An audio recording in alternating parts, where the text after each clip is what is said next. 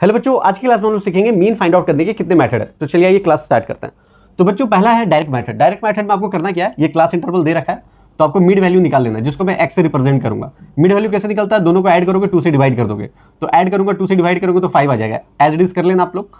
Next step पे आपको क्या करना है, f इंटू एक्स करना है बच्चों, और इसका समीशन निकाल लेना है f इंटू एक्स का। ठीक है, इसके लिए फॉर्मूला क्या बनता है बच्चों, x bar equal to summation of f into x upon the summation of f। बच्चों ये कर लोगे, डायरेक्ट मेथड से आंसर आ जाएगा।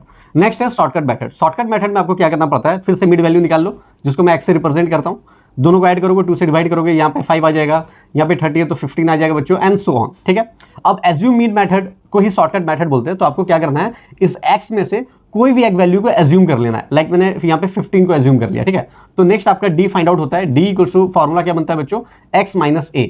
x क्या है बच्चों, ये जो गिवन वैल्यू आपने मिड वैल्यू जो निकाल रखा है, और a जो है आपने जो माना है, ठीक है, उसको सब्ट्रैक्ट करते जाओगे, यहाँ पे लिखते जाओगे। नेक्स्ट स्टेप पे आपको क्या करना है, d इंटू एफ कर देना है बच्चों, मतलब ये जो रिजल्ट आया है उसको f से मल्टीप्लाई करना है, फिर इसका समीशन कर देना है बच्चों f इंटू डी का। ठीक है, तो ये जो रिजल्ट आया बच्चों, इसके लिए मीन का फॉर्मूला होता है x bar equal to a plus summation of f into d upon में बच्चों समीशन ऑफ f होता है। समीशन ऑफ f का मतलब क्या हो गया बच्चों, इसको पूरे को ऐड करोगे तो समीशन ऑफ f आ जाएगा बच्चों। ठीक है, नेक्स्ट स्टेप है step deviation method. Step deviation method में एक स्टेप बढ़ जाता है। क्या होता है उसमें, इसमें भी मिड वैल्यू पहले निकाल लोगे, मैंने बताया अभी, ऐड करके 2 से डिवाइड करोगे। ठीक है, नेक्स्ट में आपका d निकलेगा, जैसा भी मैंने समझाया, d होता है x माइनस a, और नेक्स्ट स्टेप में बच्चों d डैश होता है। d डैश क्या है, x माइनस a करोगे डिवाइड में बच्चों ये जो दोनों का डिफरेंसेस है, जिसको कॉमन फैक्टर में बोलता हूं, ठीक है, उससे आपको क्या करना है, उसको डिवाइड कर देना है। जैसे यहाँ पे 10 आ रहा है तो यहाँ पे 10 से हम डिवाइड कर देंगे बच्चों। इसके बाद क्या करना है बच्चों, आपको f इंटू डी डैश करना है। ठीक है बच्चों, इसका समीशन कर लेना है f इंटू डी डैश का। ठीक है, अब फॉर्मूला क्या बनेगा बच्चों, x बार इक्वल्स टू